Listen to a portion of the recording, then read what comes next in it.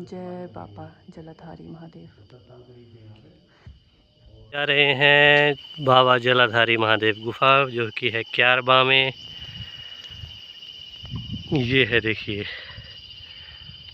पुड़वा के नज़दीक क्यारबा गांव, डिस्ट्रिक्ट कांगड़ा। प्राचीन गुफा है यहाँ पे भोले बाबा की, जिसका शिव पुराण में भी वर्णन है, लेकिन बहुत से लोगों को पता नहीं है।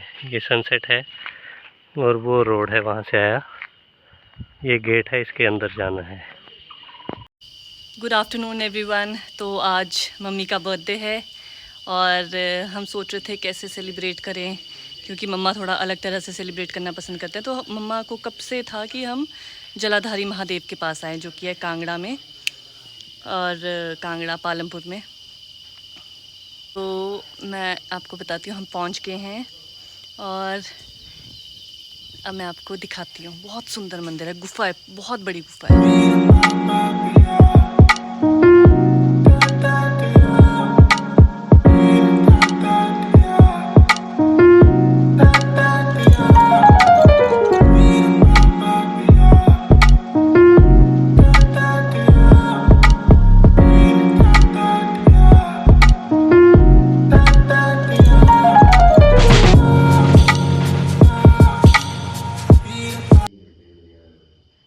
बहुत ही ज़्यादा सुंदर गुफा है और ये नेचुरल गुफा है, ये कोई ऐसे बनावटी गुफा नहीं है। जय माता की। ये ना अंधेरा आ रहा है।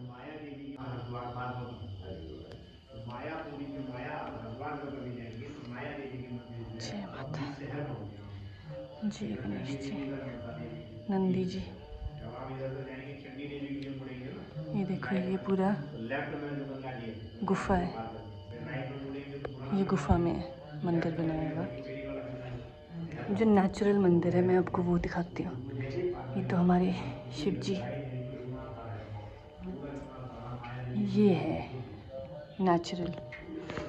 भाई जलाधारी है क्योंकि यहाँ पे नेचुरल, ये जो थन है आपको दिख रहा होगा, थन है यहाँ पे, कामधेनु गाय माता का वो है। वहाँ यहाँ से पहले दूध निकलता था, अब पानी आता है, तो ये बन गए हैं दूधाधारी से जलाधारी।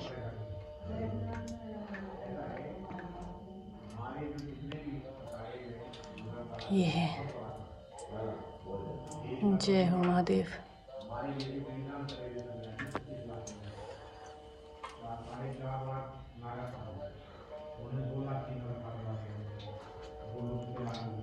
ये गुफा हमारे शिव जी, शिवलिंग।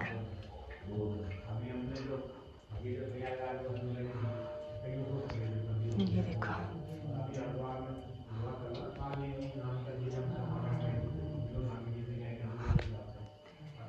जय हनुमान जी। ये तो रखे हुए हैं ना, वो जो मैंने आपको दिखाया वो नेचुरल था थे, वो नेचुरल है।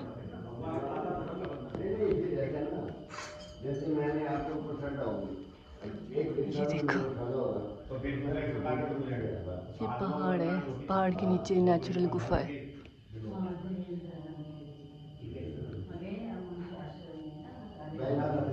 ये मम्मी पापा पंडित जी के साथ बैठे हैं।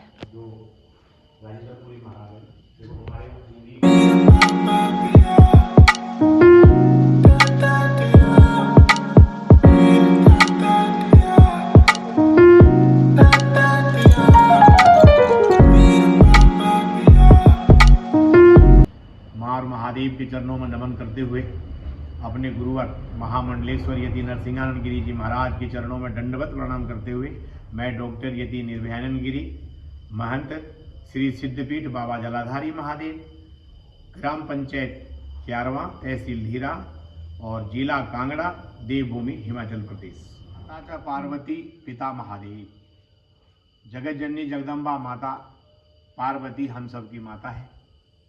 जितने भी देवियां हैं आराध्य हमारे, जिसकी हम पूजा करते हैं, लक्ष्मी माता, सरस्वती माता, भगवती माता, दुर्गा माता, काली माता, सब माता पार्वती के रूप हैं। माता च पार्वती, पिता महादेव।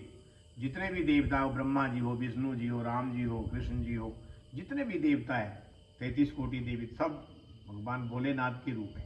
इसलिए माता च पार्वती, पिता महादेव, और हम लोग कौन है, आपस में भाई बंधु हैं और तीनों लोग हमारे हैं, ऐसा हमारे शास्त्र बताते हैं। आज आप लोगों का बहुत बहुत स्वागत, बहुत बहुत साधुवाद। आप लोग आज सिद्धपीठ बाबा जलाधारी महादेव में इतनी बड़ी विशाल गुफा के अंदर बैठे हैं, और इतना बड़ा विशाल गुफा आप लोगों ने भारत में कहीं देखा भी नहीं होगा, जितना बड़ा विशाल गुफा है। इसके बारे में जो जानकारी है, जो आप लोगों को चाहिए, देखिए ये जो गुफा है आप ऊपर देख रहे हैं, जैसे ऊपर है वैसे ही नीचे था पहले। ये तो आदमी सुविधाओं के लिए कुछ बनाने आप ही बंद हो गया, किसी ने बंद नहीं करा, अपने आप ही चट्टान से बंद हो गया। ठीक है, तो ये सारी चीज़ें, ये 4 चीज़ें थी, एक गुफा, एक शिवलिंग, और दूसरा जल का स्रोत, और तीसरा चौथा ये गुफा। ठीक है, ये तो शास्त्र सम्मत हो गया। अब हम आपको बताते हैं कि ये सतयुग कालीन कैसे है। अभी आप जिस शिवलिंग का दर्शन करके आ रहे हैं, जिस पर जल गिर रहा है ऊपर से, आपने देखा वो शिवलिंग का करीब 35% 38% के लगभग जो है वो खंडित हो गया है। ठीक है, 550 वर्ष पहले उसमें से दूध गिरता था, जैसे अब ड्रॉप ड्रॉप बूंद बूंद ये देख रहे हैं, अभी गिर रहा है, कभी तेज हो जाता है जल, कहीं भी कम, अभी कम है, अभी तेज भी हो जाता है। तो वो गाय का थन है, कामधेनु गाय का, उसमें से पहले दूध गिरता था निरंतर, और अब जल गिर रहा 550 साल बस। ठीक है, तो वो जो शिवलिंग है और ये जो गुफा है, ये दोनों आपको देखने से ही पता चल रहा होगा कि ये नेचुरल है, बाकी तो जो बने हुए वो तो आपको दिख ही रहा है। ठीक है, अब क्या है कि हमारे जो शिव पुराण है, बड़ा ध्यानपूर्वक सुनिए आप लोग, हम शिव पुराण का अध्ययन करेंगे। शिव पुराण में लिखा हुआ है, हिम क्षेत्रे दुधाधारी महादेव। हिम क्षेत्र, हिमाचल क्षेत्र के बीच में दुधाधारी महादेव स्वयंभू स्थापित है। ये दुधाधारी महादेव, शास्त्र में क्या नाम है इसका, दुधाधारी महादेव, क्योंकि इससे दूध गिरता था। ये शिव पुराण में लिखा हो, शिव पुराण में दुधाधारी, हिम क्षेत्र दुधाधारी महादेव। ठीक है, और भी प्रमाण दे रहा हूँ मैं आपको। हाँ जी, और ये शास्त्र, जो भी बात बता रहा हूँ मैं शास्त्र सम्मत बता रहा हूँ, वो अलग से कुछ नहीं बता रहा हूँ। ठीक है, उसके बाद हम आते हैं द्वापर। यहाँ पर 4 चीजें थे नेचुरल सतयुग कालीन, जिसमें 2 चीजें बंद हो गई, वो बताने जा रहा हूँ। तो एक तो दूध गिरता था इसके ऊपर, अब जल गिर रहा है। इसी शिवलिंग के बिल्कुल पीछे साइड में एक जल का स्रोत निकलता था। ठीक है, उसमें से जल निकलता था, और ऊपर से इसमें से गाय के थन में से दूध गिरता था। ठीक है, यहाँ पर हजारों साल ऋषि मुनियों ने तपस्या करी है, क्योंकि यहाँ बसावत तो थी नहीं, तो जंगल, घनघोर जंगल थे, यहाँ कंदमूल खाते थे जंगल में, तो वो लोग तपस्या करते थे, हजारों वर्ष तपस्या करी है।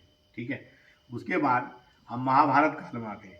महाभारत काल में जब 5 पांडव को 12 वर्ष के लिए वनवास हुआ था, और 1 वर्ष के लिए अज्ञातवास हुआ था, जिसमें 12 वर्ष के लिए जो वनवास हुआ था, उसमें कईयों वर्ष भगवान श्री कृष्ण के कहने पर दुधाधारी महादेव में इस गुफा में आगे 5 पांडव तपस्या किया था। आज से कितने वर्ष पहले, 5,500 साल पहले वर्ष की बात। ये है, यहाँ पे लोगों ने अपनी चूड़ा, शादी के बाद, शादी के टाइम का जो चूड़ा होता है, जयमाला होती है, वो चढ़ाए हुए हैं। ये पीपल का पेड़ है, पीपल के पेड़ में चढ़ाए हुए हैं। पीपल नहीं है, मैं क्या बट है, पीपल नहीं है, सॉरी, मम्मी बट है, हाँ जी, हाँ, पीपल नहीं है, बड़ है, बट वृक्ष जिसको बट वृक्ष में चढ़ाए हुए हैं। पीपल की फैमिली। मैं भी लाऊंगी अपना चूड़ा और जयमाला।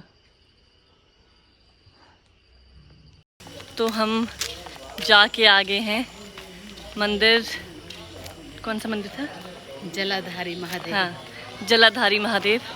और अब बस अब मम्मा का बर्थडे सेलिब्रेट कर रहे हैं हम, कहीं बैठते हैं, खाते पीते हैं और घर चलते हैं। आज का दिन बहुत ही ज़्यादा अच्छा था, बहुत मज़ा आया, बहुत आनंद में फील हुआ।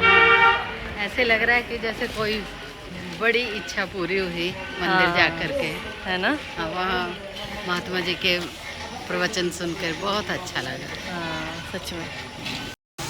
तो अब मिलते हैं आपको नेक्स्ट व्लॉग में। Bye bye, thank you for watching.